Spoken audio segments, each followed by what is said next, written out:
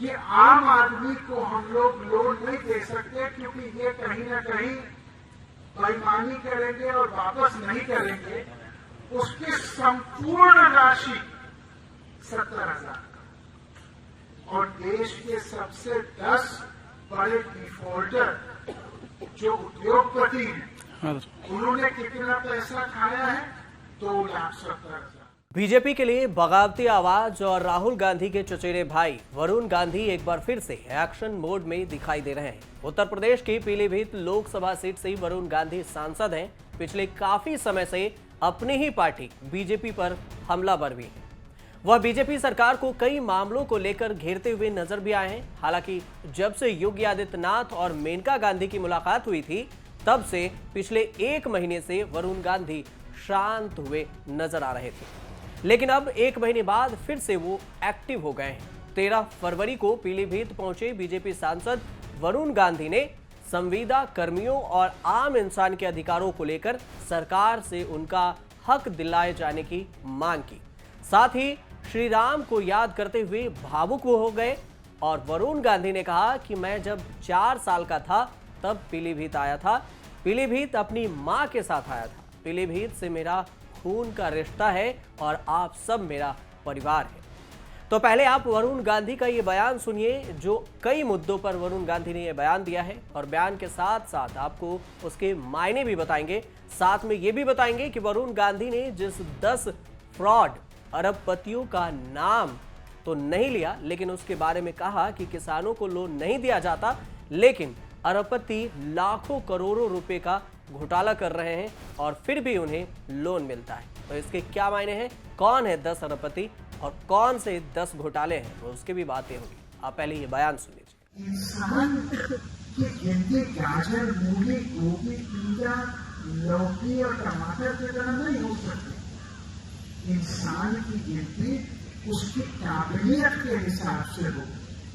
इंसान की गिनती उसके सोच को जोड़ के हो, उसके सपनों को देख के होगी, उसके साहस को देख के होगी, उसके परिश्रम को देख के होगी।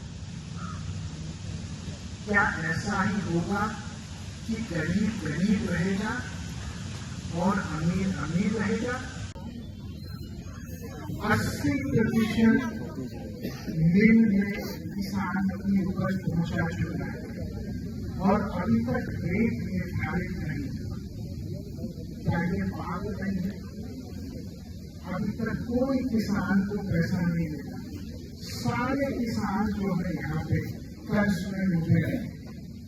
सबको अपने घर चलाने, सबको बच्चों को पढ़ाना, सबको इलाज कराने, घर के सबको इज्जत से 2 रोटी खानी। हर स्थिति ये हो गई कि 80% किसान मेरे पीलीभीत का सब कर्ज में डूबा हुआ है। धर्म का मतलब होता है सच्चाई के पथ पे चलना। धर्म का मतलब होता है गरीब के लिए रक्षा करना। धर्म का मतलब होता है अपनी माता और बहनों का सम्मान करना। वरुण गांधी हर एक पहलुओं को लोगों के सामने बखूबी रखे, अच्छी तरह से रखा और मंच से वरुण गांधी ने भगवान राम को याद करते हुए कहा कि जब भगवान राम ने राजधर्म की बात की तो राजधर्म का मतलब था कि उनके पूरे राज्य में कोई अकेला असहाय जरूरतमंद न हो। कमजोर है, किसी कष्ट में है, तो राजा राम ने कहा कि उनकी पूरी जिम्मेदारी संभालने की मेरी है। आज मैं आपको कहने के लिए आया हूं कि मैं कोई भगवान या राजा तो नहीं, एक साधारण इंसान हूं। इसके साथ ही अपने जीवन के सफर के बारे में भी लोगों को वरुण गांधी ने बताया और कहा कि यहां 5 साल का था तब आया था, अब 45 साल का हो गया हूं। पूरा जीवन मेरा पीलीभीत में बीत गया। जब मैं पहली बार यहाँ आया था इसी क्षेत्र में, तो मैं 4-5 साल का था। आज अगले महीने में 43 साल का हो जाऊंगा। पूरा जीवन मेरा आपके सामने बीत गया है। जब पहली बार मैं इस गांव में अपनी माँ के लिए वोट मांगने आया था, मैं 18 या 19 साल का था। आज 25 साल होने वाले हैं उसे। आज मेरी 8.5 साल की लड़की है।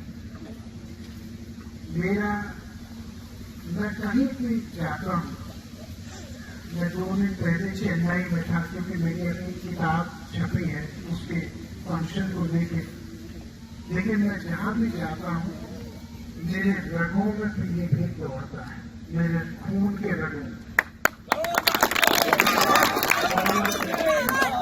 जब तक मेरी माँ या मैं हैं, तब तक याद रखना कि आपकी आवाज उठाने के लिए और आपकी लड़ाई लड़ने के लिए कोई ना कोई खड़ा है। वरुण गांधी ने देश में गरीब किसानों को लोन नहीं देने और बड़े बड़े बिजनेसमैन ने जो फ्रॉड किया है उस पर भी खुलकर बातचीत की। उन्होंने कहा कि देश के किसान जिसे लोन मिला वो राशि सिर्फ 70,000 करोड़ रुपए है और देश के 10 बड़े अमीरों के जो डिफॉल्टर हैं उन्होंने करीब 2,70,000 करोड़ रुपए पैसा खाया है, लेकिन फिर भी किसानों को लोन नहीं दिया जाता। और जो 10 सबसे बड़े उद्योगपति हैं उन्होंने कितना लोन पर डिफॉल्ट किया? 2,70,000 करोड़। आप समझ रहे हैं मेरी बात की गंभीरता को कि जिस मानक के अंतर्गत ये बोला जाता है कि आम आदमी को हम लोग लोन नहीं दे सकते क्योंकि ये कहीं ना कहीं बेईमानी करेंगे और वापस नहीं करेंगे, उसकी संपूर्ण राशि 70,000 और देश के सबसे 10 बड़े डिफॉल्टर जो उद्योगपति हैं उन्होंने कितना पैसा खाया है? 2,70,000। चलिए, अब वरुण गांधी ने डिफॉल्ट और फ्रॉड की बात तो कर दी है, तो आपको टॉप 10 फ्रॉड यानी घोटाले जो अरबपतियों ने 10 घोटाले किए हैं वो 10 के बारे में आपको बताते हैं। भारत में सबसे बड़े 10 घोटाले वित्तीय 10 घोटाले हैं, उसमें सत्यम कंप्यूटर घोटाला आता है जो 7 जनवरी 2009 को सामने आया था, जब सत्यम कंप्यूटर्स के संस्थापक अध्यक्ष रामलिंग राजू ने कबूल किया और बैलेंस शीट में 7,000 करोड़ रुपए की अकाउंटिंग धोखाधड़ी का खुलासा किया था। और दूसरे नंबर पर केतन पारेख जो 2001 का शेयर बाजार घोटाला के नाम से भी जाना जाता है। इनसाइड ट्रेडिंग, शेयर की कीमत में हेराफेरी, संस्थागत निवेशकों को ठगने के आरोप में उन्हें गिरफ्तार किया गया था। तीसरा, हर्षद मेहता जो बहुत ही चर्चित घोटाला है, हर्षद मेहता और शेयर मार्केट का घोटाला। 23 अप्रैल 1992 को द टाइम्स ऑफ इंडिया में हर्षद मेहता के घोटाले का खुलासा किया गया था। इस पर वेब सीरीज और मूवी भी अब आ चुकी है, उसे भी आप देख सकते हैं। चौथा, नीरव मोदी जो पंजाब नेशनल बैंक घोटाला। और पांचवा, शारदा घोटाला। यह घोटाला 2003 और 2011 के बीच में हुआ था। छठा, 2G स्पेक्ट्रम घोटाला। और सातवां, राष्ट्रमंडल खेल घोटाला। इस घोटाले में 35,000 करोड़ रुपए की हेराफेरी की गई थी।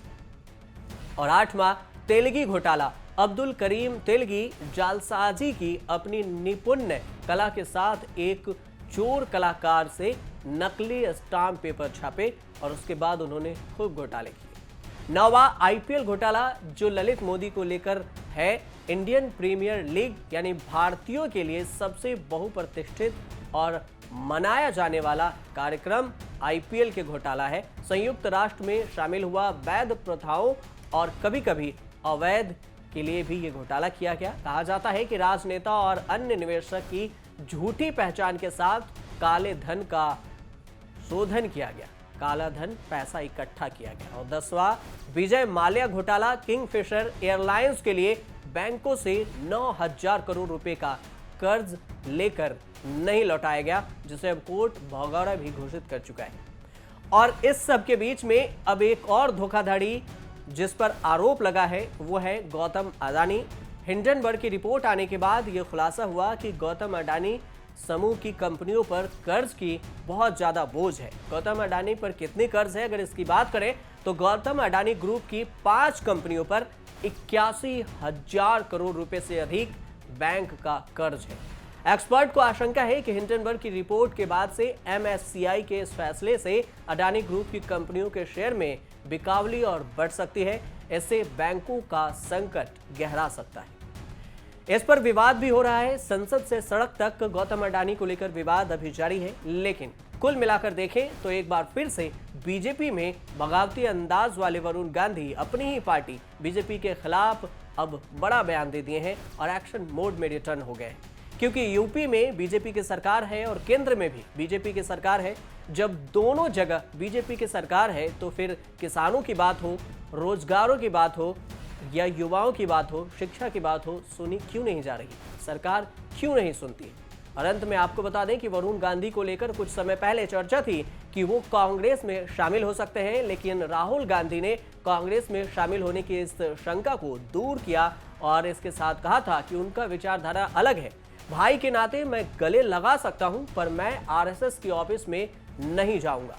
वरुण गांधी अक्सर अपने खुले विचारों के लिए जाने जाते हैं और बयान भी खुलकर देते हैं, चाहे वो अपनी सरकार के ही खिलाफ क्यों ना हो। और अब एक बार फिर से अपने बयानों को लेकर चर्चा में। आप देखते रहिए न्यूज़ तक।